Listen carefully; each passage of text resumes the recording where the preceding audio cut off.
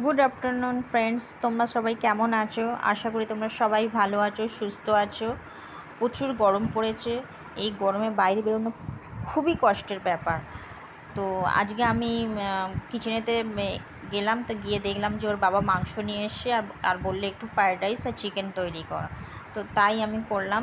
তো প্রথমে কড়ার মধ্যে আমি তেল দিয়ে আলুটা ভেজে নিলাম। ভেজে নেওয়ার পরে ফের ওই তেলের মধ্যেই কিছুটা পেঁয়াজ দিয়ে দিলাম কেটে। পেঁয়াজটাকে আবার হালকা হালকা করে লাল লাল করে ভাজবো। পেঁয়াজটাকে হালকা করে লাল ভেজে নিলাম। এটা তো সাধারণই ব্যাপার, সবাই আমি যেরকমভাবে রান্না করি সবাই এই রকমভাবেই করে, কিন্তু তাও তোমাদের সামনে আমি আমার একটা ছোট্ট ভিডিও।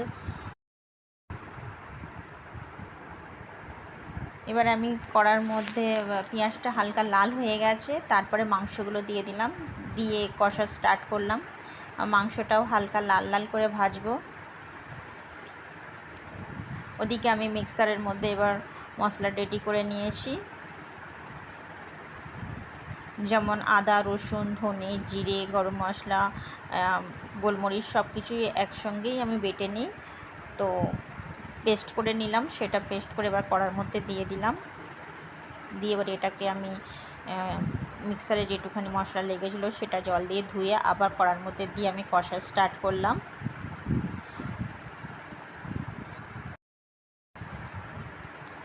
এইরকমভাবে কিছুক্ষণ 5 মিনিট কষবার পর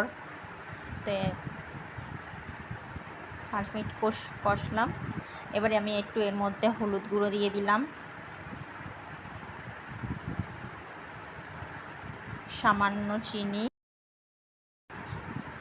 নুন দিয়ে আমি তারপর কিছু টমেটো কুচি করে রেখে দিয়েছিলাম সেটাকে দিয়ে দিলাম, দিয়ে আবার কষা স্টার্ট করলাম।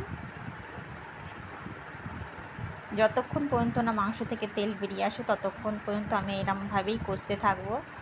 কষতে কষতে ফাইনালি তেল বেরিয়ে এসে, তো এদিকে আমি পাশের গ্যাসেতে যেহেতু দেরি হচ্ছিলো, তো পাশে আমি ফ্রায়েড রাইসও করবো, তাই আগে থেকে এই ক্যাপসিকাম, গাজর, বিনস সব কেটে রেখে দিয়েছিলাম। তো কড়ার মধ্যে তেল দিয়ে